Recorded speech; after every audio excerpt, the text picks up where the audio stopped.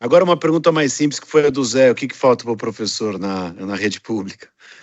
Bom, essa é uma resposta para US$ 1 milhão, né? Mas vamos aqui tentar responder um pouquinho essa pergunta, né? O que falta aí para o professor?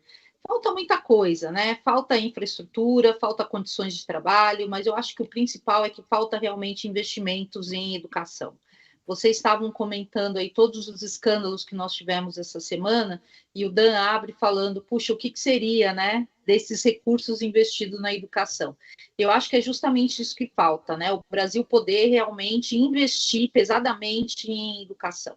Então, para o professor, falta condições salariais, falta melhores também condições de trabalho, falta infraestrutura, mas sem dúvida nenhuma o principal é valorização, né? De diferentes formas aqui. Ô, Débora, O dinheiro você acha que falta só dinheiro? Porque, na verdade, tem muita gente que compara dados de quanto o Brasil gasta com educação e aponta que sim, falta dinheiro, mas que falta também gastar o dinheiro na ponta certa ali, que seria talvez o professor e a sala de aula, e tem muito gasto que dizem que fica ali pelo meio do caminho com coisas que não, enfim, não contribuem para uma melhora efetiva da educação. Você acha que falta isso também ou não? Falta melhor orçamento distribuído, né? A gente está vivenciando uma revolução tecnológica e isso não acompanha principalmente o que nós estamos vivenciando dentro das escolas.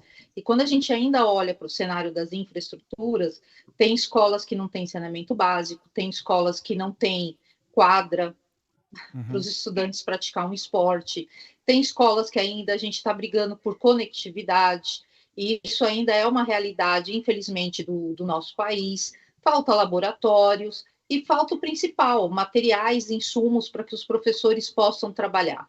Mas quando a gente olha para as dores realmente brasileiras, eu diria que falta um conjunto. Falta um investimento em políticas públicas de formação docente que é inicial e continuada. E falta investimento em realmente aquilo que a gente precisa fazer do básico, que é alfabetizar na idade certa, que é escola de tempo integral, que é tecnologia nas escolas, que é a discussão do currículo do pensamento computacional. Ou seja, a gente ainda não supriu as dores realmente para que a gente possa avançar em educação. Eu aprendi como educadora hoje, que eu encontrei mais cedo, que 90% dos nossos estudantes estudam na escola pública, né? E que metade das cidades desses alunos não tem saneamento básico, né? Essa educadora me ensinou hoje. E a gente conversando sobre o assunto, a gente vê naturalmente como uma coisa está ligada com a outra, né? Muitas vezes a educação é o caminho de salvação, mas muitas vezes ela sozinha não consegue dar conta do desafio, né? E também o papel da escola e que a escola tem nesses lugares, né, Débora? Eu acho que é legal você falar isso, né? Esse lugar de, às vezes, ser um lugar de acolhimento, um lugar de saneamento básico que a pessoa, que infelizmente a criança não tem em casa, né? Conta para os nossos ouvintes, por favor. Eu acho, sem dúvida, a gente precisa desmistificar o papel ainda dessa escola, né? A escola, ela não serve somente como um local de aprendizado, ela é um local de socialização, de portas abertas para o mundo. Eu não tenho vergonha de trazer aqui que a primeira vez que eu tive acesso ao cinema foi graças ao meu professor de matemática, o professor Raimundo, porque eu residia no extremo sul da cidade de São Paulo, né? Só tinha escola, e o professor já achava, isso começo ali, né, final da década de 80, início dos anos 90, que para educar a gente precisava sair do território. Então, ele realmente levou a gente para o cinema, levou a gente para explorar a cultura. Então, veja, e essa cultura que nós temos hoje acontece ainda em boa parte da nossa educação. A educação e a escola ainda é um ponto importante de socialização para esses estudantes com o mundo. Né? E o que ocorre? Quando a gente priva esses estudantes de terem acesso a uma educação de qualidade, com saneamento básico ou com infraestrutura necessária, a gente deixa esse estudante para trás. Então, ainda há uma grande desigualdade dentro do nosso próprio país. E, realmente, assim, quando a gente coloca os números, são grandiosos. A gente pensar que 82,9% dos nossos estudantes hoje estão em escolas públicas, essa educação ela precisa dar muito certo. né? Porque a gente está falando da maioria da população depende da escola pública. Então, a gente também precisa organizar um investimento que faça jus a tudo isso para a nossa educação. Ô Zé, antes de passar a bola para você, só convidar o ouvinte que acabamos esquecendo, ó. Manda e-mail aqui, fimdexpediente@cbn.com.br, pode falar sobre o Banco Master, pode falar sobre o Irã, pode falar sobre qualquer coisa, mas principalmente perguntas para a nossa convidada Débora Garófalo. Você pode mandar pelo Twitter, @FDCBN, e chefinho, vai funcionar o WhatsApp hoje? Vai sim. Quem quiser participar do programa com perguntas, é só mandar a mensagem de texto ou áudio para o número 11 99911 9981. 11 99911 9981. Lembrando que áudios de até 30 segundos. Vai lá, Zé. E lembrando que a Débora, né, Zé, que a gente não falou isso direito, perdão, aí você já segue com a pergunta, só falar para todo mundo que está nos ouvindo, Débora foi eleita a educadora mais importante do mundo, né? E é professora de tecnologia. Eu também aprendi isso hoje. Segue daí, Zé. Ô, Débora, uma coisa que eu sempre converso, né? Eu tenho vários amigos que trabalham com educação. Eu, como você, fiz letras, um monte de gente foi trabalhar dando aula. A gente sempre discute muito a questão da fuga de cérebros, né? Principalmente no ambiente das exatas, das ciências biológicas. Mas para mim tem uma grande fuga de cérebros no Brasil que vem desse campo das humanidades, porque as pessoas acabam não indo. Muita gente com vocação para lecionar acaba optando em não dar aula, porque a remuneração é muito baixa, o sacrifício é enorme e acaba indo ou para a rede privada ou para fazer carreiras em outras atividades.